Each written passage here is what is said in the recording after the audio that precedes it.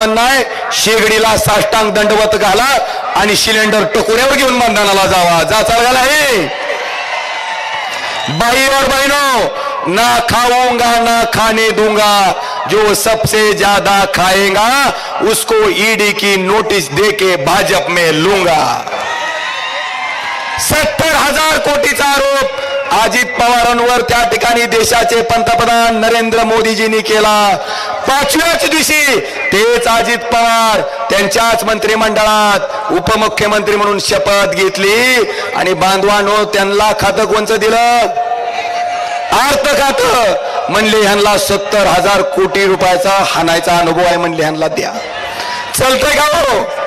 एका बाजूला ही परिस्थिती आहे, 70,000 कोटीचा आरोप असताना त्यांना उपमुख्यमंत्री म्हणून केलं जातंय, अर्थमंत्रीपद दिलं जातंय, त्यांच्यावरच्या चौकशा त्या ठिकाणी स्थगिती दिली जाते आणि दुसऱ्या बाजूला अरविंद केजरीवालवर 1 पैशाचा आरोप सिद्ध करू शकले नाही, केवळ विरोधात आहे म्हणून त्या ठिकाणी जेलमध्ये टाकलं जातंय। मला वाटतं ह्या गोष्टीचा विषय पण आपण लक्षात घेणं गरजेचं आहे।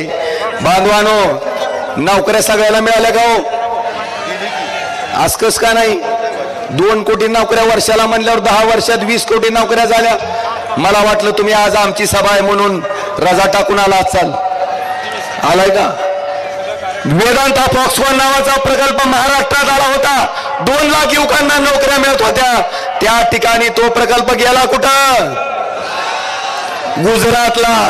2 लाख युवकाचा रोजगार महाराष्ट्राचा बुडालाय।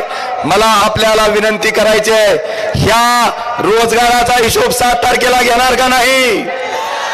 घेणार का नाही? निश्चितपणे घेणार। आज बरेचसे विषय साहेब आमच्यावर ही कोट्याधीश मंडळी टक्केवारीचा आरोप करते। मला आपल्याला प्रामाणिकपणे सांगायचंय, ह्यांच्यासारखे जर आमचे हात ह्या घाणीत बरबटले असती, ह्यांच्यासारखे जर ह्यांचे तोंड जसे काळे झाले तसे आमचे झाले असते, तर आम्ही सुद्धा भाजपच्या